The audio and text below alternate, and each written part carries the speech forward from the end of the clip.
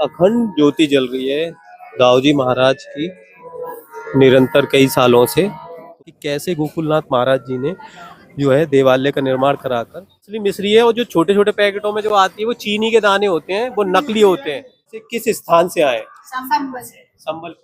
पुरी वो तो चार धाम में सबसे सर्वश्रेष्ठ धाम है जगन्नाथपुरी जगन्नाथ जी का, वो जगन्नाथ जगन्नाथ जी, हम वहीं से आए हैं। दाऊ दाऊ सब कहे मैया कहे ना कोई, और दाऊ के दरबार में मैया कहे सो होए। जी हाँ, ब्रज का एक ऐसा स्थान जहां पर हमारे ब्रज के राजा दाऊ जी महाराज हैं, श्री कृष्ण के बड़े भाई शेषनाग के अवतार।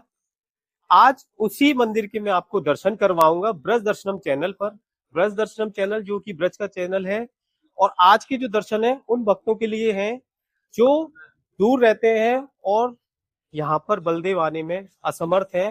तो संपूर्ण दर्शन आपको ब्रज दर्शनम चैनल पर देखने को मिलेंगे। तो चलिए मेरे साथ में मंदिर में चलते हैं, मंदिर के संपूर्ण दर्शन करते हैं और यहाँ पर जो सेवायत हैं उनसे भी जानेंगे इस मंदिर के खुलने की जानकारी और इस मंदिर से जुड़ा हुआ इतिहास। आंगन का ऊपरी हिस्सा है और देखिए यहाँ से कितना सुंदर लग रहा है। ये मंदिर की ध्वजा लहरा रही है और बड़ा ही सुंदर यहाँ से लग रहा है। और ये मंदिर का ऊपरी हिस्सा है, दिखाता हूं मैं आपको। ये मंदिर का ऊपरी हिस्सा, तो ये देखिए बड़ा ही सुंदर यहाँ से।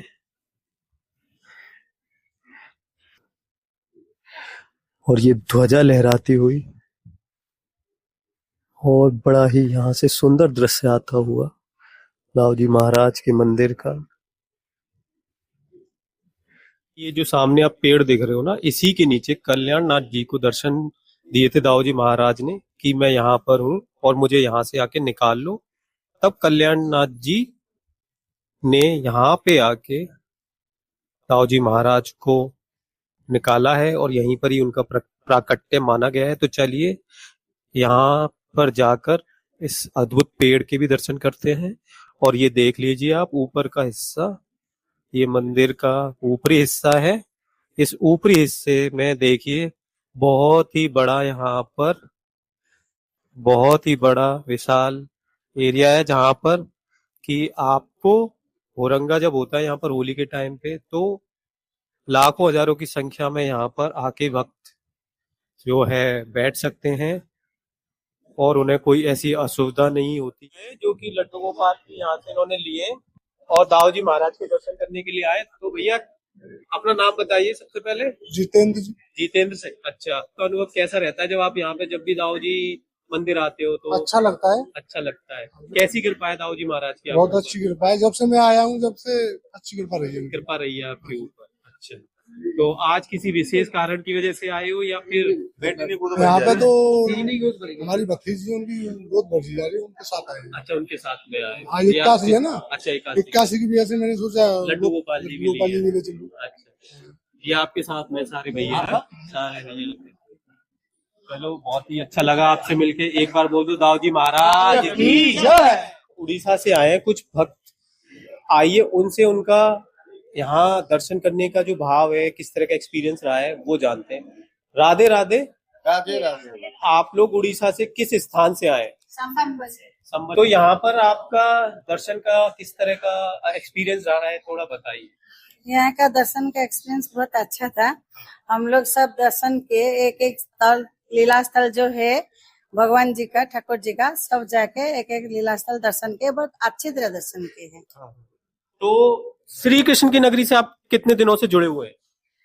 हम बहुत दिनों से, बहुत साल से। अच्छा, और उड़ीसा में भी सुना है मैंने जगन्नाथपुरी। हाँ, जगन्नाथपुरी वो तो चार धाम में सबसे सर्वश्रेष्ठ धाम है जगन्नाथपुरी जगन्नाथ जी का, वो जगन्नाथ जगन्नाथ जी, हम वहीं से आए हैं।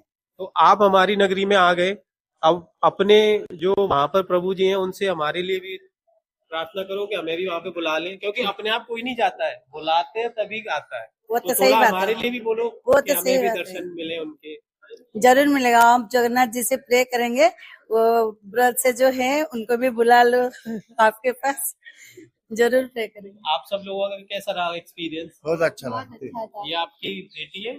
हाँ, अच्छा, आपका कैसा रहा? मेरा बहुत अच्छा, ये मेरा फर्स्ट टाइम है इधर का। अच्छा, यहाँ पर पहली बार आए। तो आप उड़ीसा में पढ़ते हो आप? हाँ, कौन सी क्लास में? क्लास 8 अभी। अच्छा, क्लास में। तो आपने मतलब क्या क्या देखा अभी तक यहाँ पर? कौन कौन सी जगह पे दर्शन करे हैं?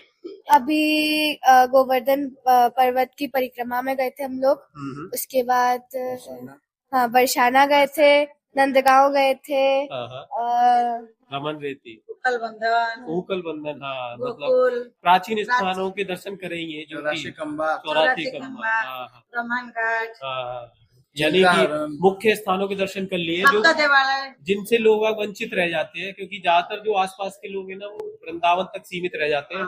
ये ऐसे स्थान है जो कि गुप्त है और यहाँ पर वही लोग आते हैं जिनके ऊपर राधा रानी और श्री कृष्ण की कृपा होती है। तो एक बार प्रेम से सभी लोग बोल दो राधे राधे। दिव्य पेड़ है, इस दिव्य पेड़ से ही दाऊ जी महाराज प्रकट हुए हैं। इसके दर्शन करने से पहले मैं आपको बताता हूँ कि यहाँ पर दाऊ जी महाराज का जो मुख्य प्रसाद है वो ये माखन मिश्री का भोग लगता है। ये आप देख सकते हो, ये माखन मिश्री का भोग दाऊ जी महाराज को यहाँ पर लगाया जाता है। मुख्य रूप से दाऊ जी महाराज का जो प्रसाद है वो यही है। और अंडा मिलता है 100 रुपए का, 51 का, 250 का, 500 का। हाँ, और यहाँ पे मैं एक बात बता देता हूँ कि ये जो मिश्री है ये असली मिश्री है और जो छोटे छोटे पैकेटों में जो आती है वो चीनी के दाने होते हैं, वो नकली होते हैं, वो चीनी की होती है। और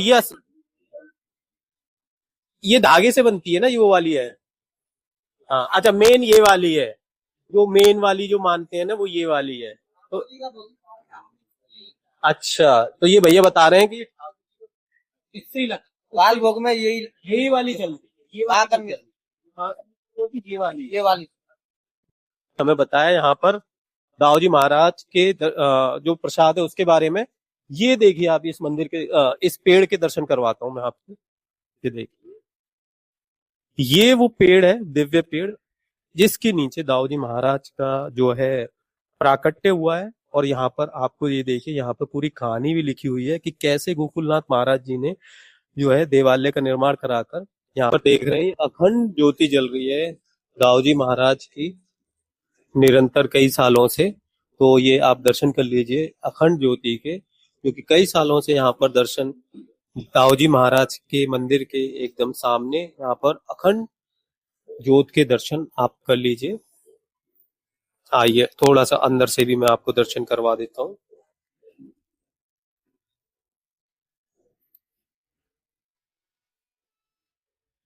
ये देखिए, यहाँ पर अखंड ज्योति के दर्शन करवा देता हूँ। यहाँ पर सेवायत है, भक्ति में लीन यहाँ पर अपनी साधना में। और ये आपको पास से दर्शन करवा देता हूं मैं। ये देख, ये अखंड ज्योति के दर्शन है। यहाँ पे बहुत ही प्राचीन यह स्थान।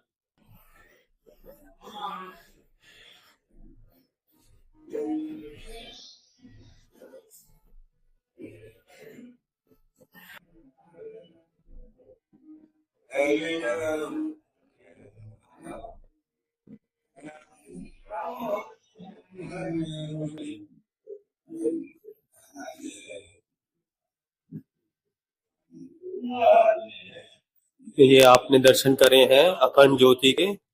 भैया राधे राधे। राधे राधे। सबसे पहले तो आप अपना परिचय बताइए, जिससे कि मंदिर से ठाकुर दाऊ जी महाराज सेवायतगण, पंडित केशवदेव शास्त्री, निवासी बलदेव गोस्वामी समाज।